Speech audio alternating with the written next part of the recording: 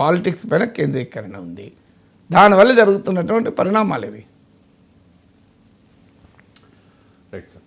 ఇక పహల్గామ్ ఉగ్ర దాడి దేశ సమగ్రత పైనే దాడి అంటూ ఉన్నారు పవన్ కళ్యాణ్. సో కొంతమంది కాంగ్రెస్ నేతలు పాకిస్తాన్ భాష మాట్లాడుతూ ఉన్నారు అని చెప్పి భారతీయ జనతా పార్టీ నాయకులు విమర్శలు చేశారు. ఇప్పుడు పవన్ కళ్యాణ్ కూడా అదే తరహా విమర్శలు చేస్తూ ఉన్నారు సార్. కొంతమంది కాంగ్రెస్ నాయకులు పాకిస్తాన్ సైడ్ మాట్లాడుతూ ఉన్నారు. అలాంటి సూడో సెక్యులరిస్టులు అందరూ కూడా పాకిస్తాన్ వెళ్ళిపోండి, ఇక్కడ కాదు ఉండాల్సింది అని చెప్పి ఒకసారి పవన్ కళ్యాణ్ బయట. అలా కాకుండా ఇంత 26 మంది చనిపోతే మత ప్రాతిపాదికన చంపినా కానీ మన సెక్యులర్ వాదులు, సో కాల్డ్ సూడో సెక్యులరిస్ట్, వాళ్ళు ఏం మాట్లాడుతున్నారు? మతవాడికి చంపలేదంటారు. చనిపోయిన మధుసూదన్ గారి భార్య అందరూ వాళ్ళు అబద్ధాలు చెప్తారు. వాళ్ళు పాకిస్తాన్ని ప్రేమిస్తా అంటారు. వీళ్ళందరూ ఇక్కడ భారతదేశంలోకి వచ్చి మీరు పాకిస్తాన్ని ప్రేమిస్తుంటారు. మొన్న కొంతమంది నాయకులు డిబేట్లో మాట్లాడుతుంటే చూస్తున్నాను. మీరు పాకిస్తాన్ అంత ప్రేమిస్తే దయచేసి పాకిస్తాన్కి వెళ్ళిపోండి, ఇక్కడ ఎందుకు? పాకిస్తాన్ మీద మీకు అంత ప్రేమే ఉంటే ఇది మాట్లాడుతున్న పని వీళ్ళందరూ కొంచెం కాంగ్రెస్ నాయకులు వీళ్ళందరూ.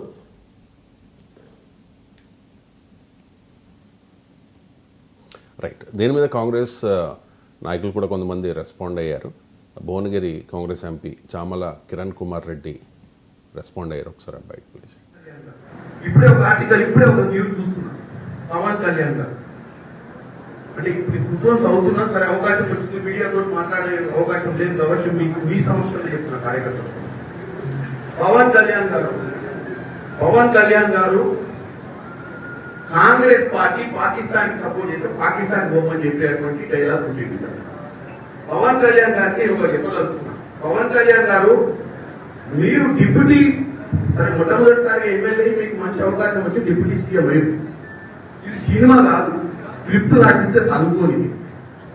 నువ్వు ఒక ఉప ముఖ్యమంత్రి అంటే ఒక స్థాయి ఇచ్చింది, స్థాయికి తగ్గట్టు మాట్లాడాలి. ఎవడో స్క్రిప్ట్ రాసిస్తే చదువుడు, లేకపోతే ప్రధానమంత్రిని నువ్వు కృషి చేయాలనుకుంటే ఇంకేదైనా ప్లాట్ఫామ్ మీద పోయి రాజకీయాలు బంద్ చేసి సినిమా తీసి నంగనారావు తీసినట్టు మనం 2 సినిమాలు తీసి ఆయన ప్రసన్నం చేస్తాం.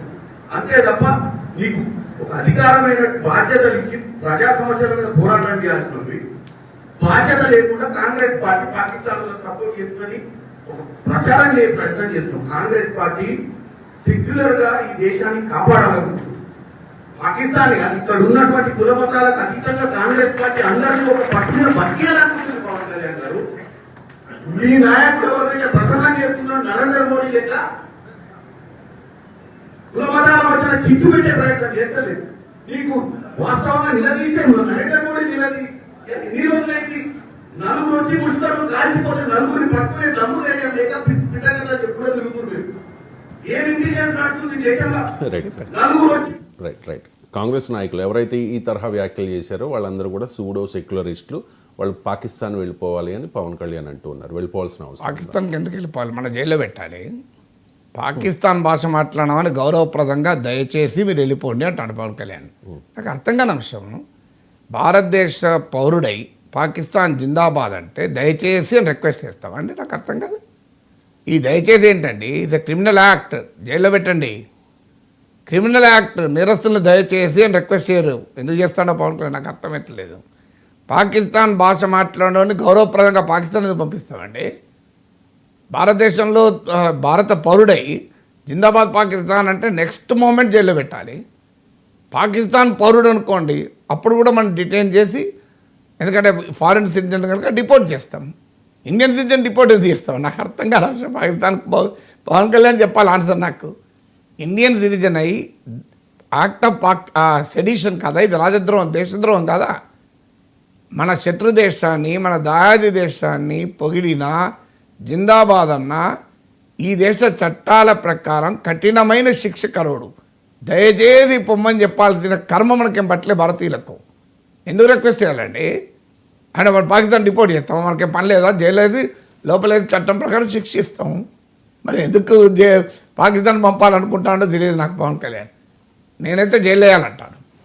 అందులో డిస్ప్యూటే లేదు. చట్టం ఏం చెప్తోంది? గౌరవప్రదంగా దయచేసి వాళ్ళని పొమ్మని చెప్తామా? భారత పౌరుడండి. భారత పౌరుడైన తర్వాత దేశభక్తి నాన్ నెగోషియబుల్, జాతీయత నాన్ నెగోషియబుల్. దీంట్లో చర్చ లేదు, దీన్ని నెగోషియేట్ చేస్తున్న స్కోపే లేదు ఇక్కడ. భారతదేశంలో ఉంటూ నువ్వు వేరే దేశానికి జేజేలు పలికితే ఇది clear case of criminal act. మరి ఎందుకు పవన్ కళ్యాణ్ డిమాండ్ చేయడం లేదు కేసులు పెట్టమని?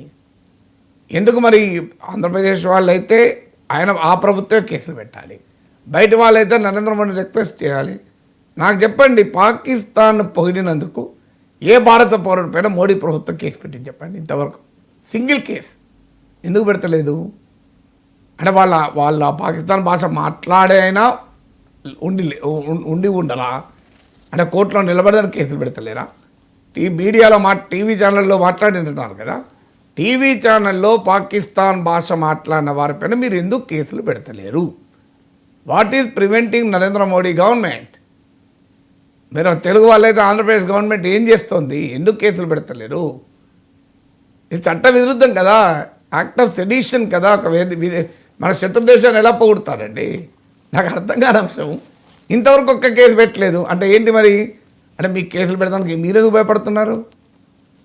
మరి వాళ్ళు అనలేదా ఇదంటే కేవలం రాజకీయపరమైన ఉపన్యాసాలు ఇచ్చి లాభం పొందుదాం అనుకుంటున్నారా? దీనికి ఆన్సర్ చెప్పాలి.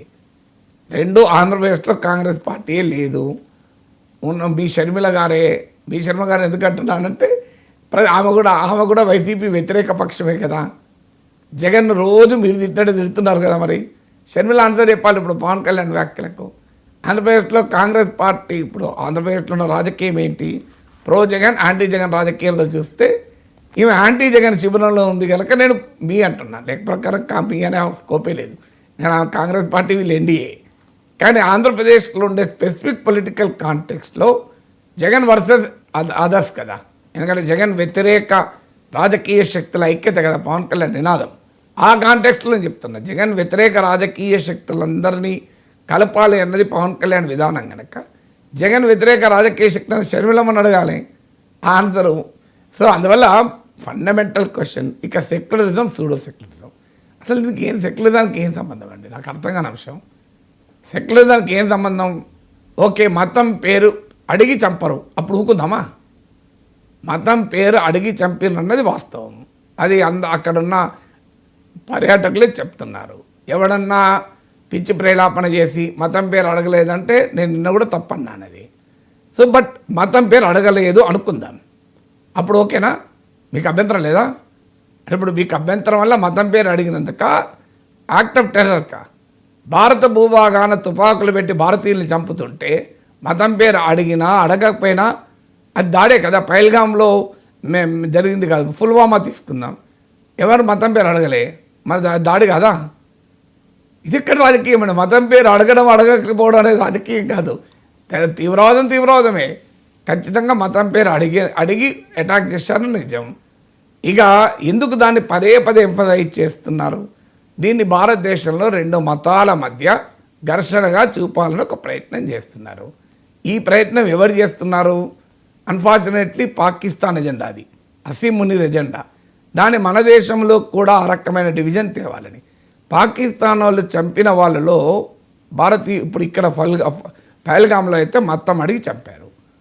మసీదుకు వెళ్తున్న ముస్లింలు చంపడం లేదా పాకిస్తాన్లో వాళ్ళు? మీరు ఉదాహరణకు బలూచ్ లిబరేషన్ ఆర్గనైజేషన్ BLO వాళ్ళని ఊచకోతకు వస్తున్నారు కదా, వాళ్ళు ముస్లింలే కదా, వాళ్ళు మసీదుకే పోతున్నారు కదా. తోటి ముస్లింలను కూడా చంపుతున్నారు కదా, మహాజర్లను. తోటి ముస్లింలను చంపుతున్నారు కదా, పఠాన్లను. తోటి ముస్లింలనే అటాక్ చేస్తున్నారు, హమదీయాలను. కొన్ని లక్షల మంది బంగ్లాదేశ్, తూర్పు పాకిస్తాన్గా పిలువబడే ప్రస్తుత బంగ్లాదేశ్, ఆనాటి తూర్పు పాకిస్తాన్లో కొన్ని లక్షల మందిని ఊచకోతకొచ్చారు, అత్యాచారాలు చేశారు, మారణహోమం సృష్టించారు. ఎవరు సృష్టించినవాడు? ముస్లిమే, అనుభవించినవాడు ముస్లిమే కదా. బంగ్లాదేశ్లో వాళ్ళకి మద్దతుగానే కదా భారతీయులుగా మనం వెళ్ళింది. బంగ్లాదేశ్ షేక్ ముజిబుర్ రెహమాన్ కుటుంబాన్ని మొత్తాన్ని లేపారు కదా. ఆయన ఎవరు? ఆయన ముస్లిం కదా. షేక్ హసీనా కుటుంబంలో బయట ఉన్న హసీనా రెహానా తప్ప మొత్తం కుటుంబాన్ని చంపేశారు కదా, వాళ్ళు ముస్లింలే కదా. షేక్ ముజిబుర్ రెహమాన్ మసీదు కూడా. నాకు అర్థం కాని అంశం. మరి ముస్లింలే అయిన పాకిస్తాన్, ముస్లింలే అయిన తూర్పు పాకిస్తాన్ ఎందుకు చంపారు? బెంగాలీ జాతీయవాదాన్ని అణచివేయడానికి ఉర్దూ ఆధిపత్యాన్ని ప్రశ్నించినందుకు కదా. అందుకని దీన్ని మతం కోణంలో చూడడం కన్నా ఇది ఇండియా వర్సెస్ పాకిస్తాన్. పాకిస్తాన్కు బుద్ధి చెప్పాల్సిందే. ఎవరు కాదంటున్నారు? అసలు పవన్ కళ్యాణ్ అడగాల్సిన ప్రశ్న ఏంటి? 4,000 మంది పర్యాటకులు ఉన్న చోట 4 జవాన్లు ఎందుకు లేరు? దానికి ఆన్సర్ చెప్పండి మొదలు. ఇప్పుడు 4,000 మంది పర్యాటకులు ఉన్న చోట 4 జవాన్లు ఉండరా? 4 జవాన్లే ఉంటే పహల్గాం దాడి జరిగేదా? వాళ్ళు కూడా కాల్పులు జరిపేవాళ్ళు కదా, ఒక్కడినైనా చంపేవాళ్ళం కదా, ఇద్దరిని చంపేవాళ్ళం కదా, చాలామంది పర్యాటకులు కాపాడుకునే వాళ్ళం కదా. అసలు మొదలు 4 జవాన్లు ఉన్నారు, తర్వాత తీవ్రవాదులు రారు కదా, మరి ఎందుకు లేరు? Is it not a security labs? అఖిలపక్ష సమావేశంలో ప్రభుత్వం అంగీకరించింది, ఏ లోపమో జరిగి ఉండకపోతే మనం ఇక్కడ ఎందుకు కూర్చుంటామన్నారు. సెక్యూరిటీ ల్యాబ్ జరిగింది అని గవర్నమెంట్ అగ్రీడ్.